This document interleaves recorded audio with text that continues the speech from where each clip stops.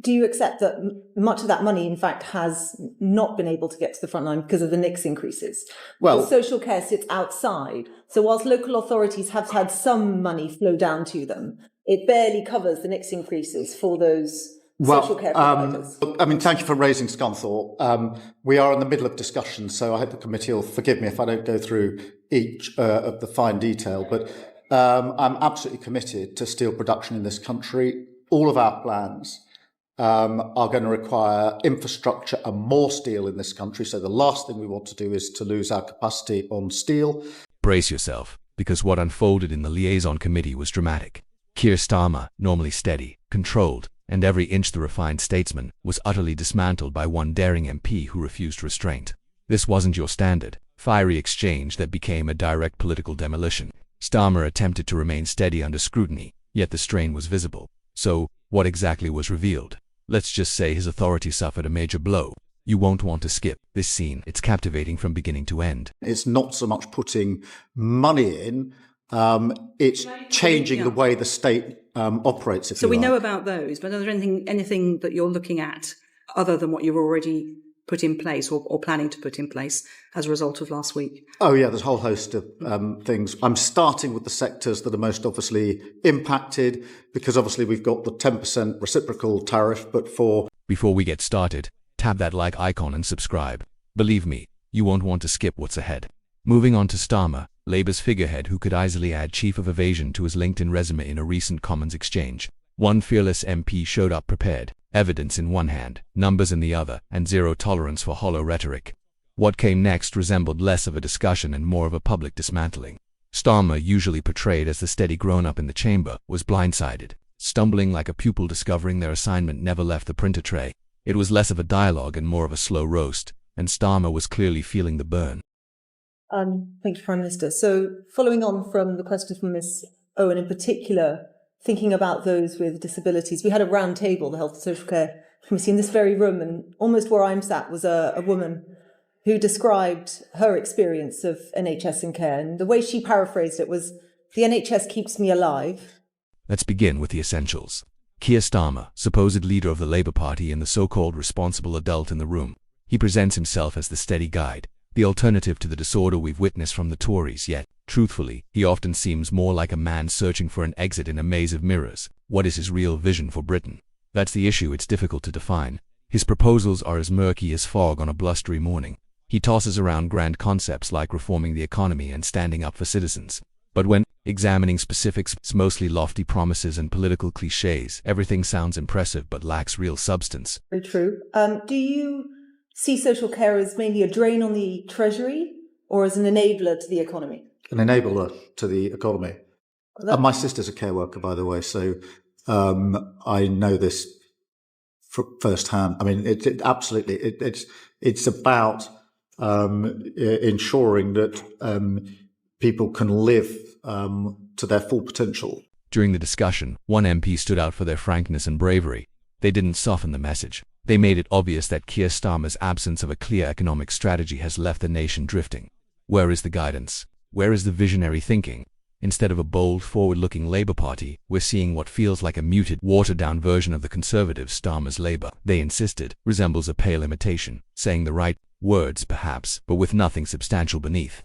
The MP wasn't hesitant to voice it. Starmer's hesitation and overly cautious approach simply aren't sufficient at a moment when the country demands direction and resolve. Well, I'm pleased to hear you say that, but then do you share my frustration that much of the sector feels as well, that 3 years, which then butts up any decision close to an election. Now, when we've had social care reforms be kiboshed in the past, it has been during election campaigns.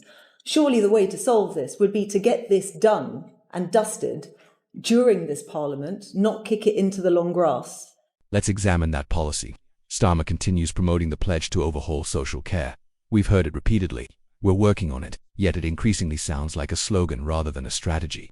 With all the discussion, where is the follow-through? It's starting to feel like another commitment collecting dust. One MP didn't hold back, cutting straight through the spin, highlighting that these supposed reforms for social care and the NHS aren't genuine solutions, just political bandages. Rather than tackling the core of the crisis, it's more delays, more excuses, and the MP was entirely correct in calling it out. Starmer's lack of urgency raises doubts about whether he's truly ready to take the lead on this matter. firstly, I understand your frustration that this has been pushed down the road too many times. The way I see it is this. One, we need to take time to get it right, and it needs to be cross-party. And Louise Casey is, in my view, the right person on a project like this. I've got huge experience working with Louise Casey. But that shouldn't stop us doing things straight away, to answer your question, which is why we made available £3.7 billion of additional funding for social care authorities in 25-26. Let's pause and take a closer look at how events are unfolding. Under Starmer's leadership, direction is noticeably absent. It's like observing someone attempt a Rubik's Cube while blindfolded. He repeatedly encounters the same obstacles, chooses flawed approaches, and never fully manages to align the pieces. Meanwhile, his team rolls out initiatives that appear polished in theory but crumble when confronted with real-world challenges. Consider his economic strategy. For example, it's heavy on words yet light on impact. Sometimes he comes across like the student nodding in class, pretending to have completed the reading when he hasn't. More emphasis is placed on appearing capable than on delivering substantial solutions. I know this firsthand. I mean, it's about ensuring that people can live to their full potential.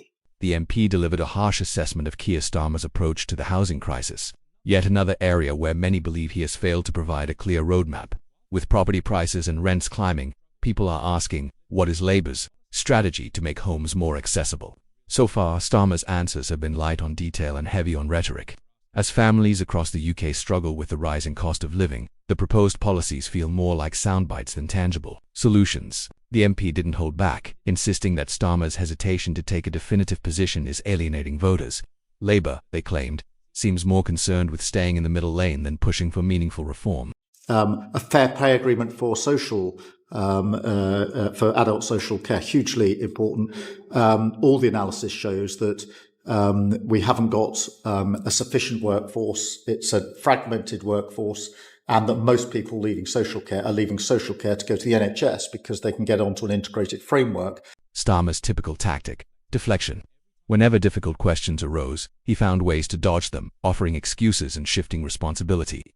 The MP wasn't having it, confronting Starmer for this approach, insisting that people are exhausted by constant rationalizations. Starmer avoids accountability. Instead, he points fingers, making it seem like the system is too complex to correct. What did he claim? Something about needing additional time for reforms, or waiting for the next report to be released. Essentially, it's like waiting for the next train rather than repairing the tracks. The MP made it clear, Starmer's political method revolves around postponing action. And honestly, everyone is fed up with it. So, Prime Minister, how do you see the role of social care in our community and our economy?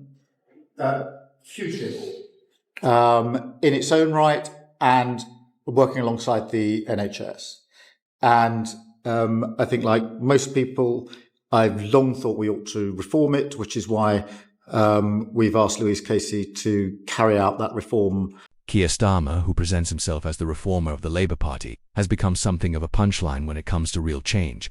He makes bold promises about transformation, and his speeches sound persuasive, yet when action is required, his initiatives often amount to little more than empty rhetoric. It's like those New Year's resolutions that seem full of potential in January but are forgotten by February. This year will be different, they claim, only for nothing to change by March. When examined closely, Starmer's entire program feels like a series of flashy slogans that impress during speeches but collapse under scrutiny. Isn't a game. Politics shouldn't be a hobby, a pastime for people who enjoy the feeling of power. And nor should it be a sermon from on high, a self-regarding lecture, vanity dressed up as virtue. Let's examine Starmer's strategy for reforming the NHS. He made some bold pledges in this area, didn't he? He claimed he would repair it, enhance services, reduce waiting lists, and boost funding, but how does he intend to deliver on all this? Starmer's vision for NHS reform appears to take all the right ideas, the ones that make him seem competent and in control, only to conveniently postpone them for the future. Ultimately, we end up with a political party promising big changes while leaving the same problems unresolved. If you wanted to summarize his plan for NHS reform, it could be described as, we'll fix it, just not today. Maybe next year or the year after, but certainly soon. When I say this, no more money without reform. I'm not prepared to see even more of your money spent on agency staff who cost £5,000 a shift. on appointment letters which arrive after the appointment, or on paying for people to be stuck in hospital just because they can't get the care they need. Let's discuss his so-called education reform, another area where Starmer has promised everything yet delivered almost nothing. Certainly he talks extensively about increasing investment and narrowing the gap between affluent and less privileged students, but here's the problem. Next time you watch the news, it will probably highlight schools facing unprecedented funding cuts or even further closures. You can already predict Starmer's rehearsed response. We're working on it. Yes, we're definitely working on it. Well, Keir, working on it isn't really enough, is it? Despite all the grand declarations, what remains is a school system still struggling, and a leader who barely seems capable of keeping it together. Honestly, Starmer's vision for education reform might as well come with a complimentary pair of rose-tinted glasses. They have also said this, that it needs significant additional investment will be needed for schools, that they need the more resource. So will you commit to more investment for schools and education ahead of the next general election to fulfil your mission beyond what you've already set out? Thank you. Yeah, but the approach I've taken in this mission and all our missions is to set out the change that we need to make and why we need to. Imagine a segment called Starmer's Reform Challenge, like a game show, except instead of prizes, contestants receive a stack of broken promises. Picture upbeat music playing as Starmer unveils his latest reform proposal, all flashy and theatrical, like a magician preparing a spectacular trick. But just when it seems impressive, the audience is left puzzled, asking, where did the magic vanish? In this segment, whenever Starmer announces a new initiative, we fast forward 2 weeks and cue the laughter, crowded classrooms and shrinking budgets. Yet we're told, we have a plan. The audience would be so exasperated they'd probably roll their eyes hard enough to get a headache.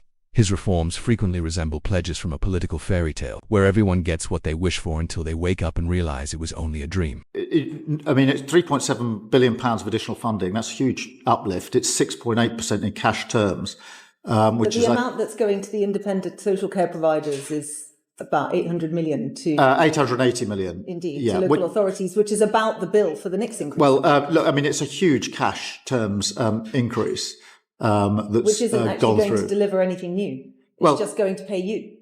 The core problem is that Starmer keeps assuring everyone that real reform is imminent, yet that goal keeps drifting further away. It's like he's using a faulty GPS. No matter which way he goes, it always leads to the same dead end.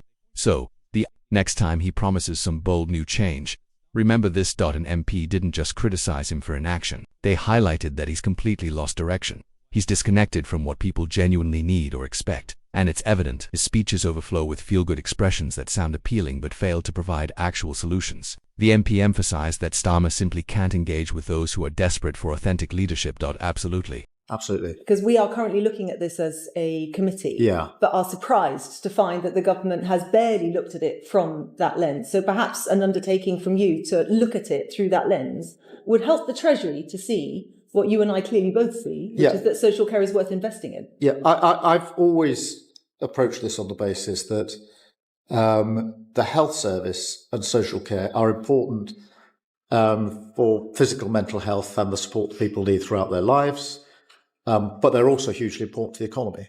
In the end, this wasn't just a heated exchange, it was a full dissection of Keir Starmer's leadership. The MP didn't simply highlight Starmer's shortcomings, they exposed the hollowness behind his political persona. Starmer may attempt to position himself as the answer to the UK's challenges, but after this debate, it's evident he's actually part of the problem. If he can't manage a straightforward debate without appearing unsettled, how can he be expected to guide a nation? The reality is, he can't. Starmer has made that clear. He talks a big game yet has nothing substantial to show. We'd love to hear your opinions in the comments below. And if you enjoyed this video, don't forget to hit like and subscribe to our channel for more thought-provoking content. Thanks for watching. See you next time.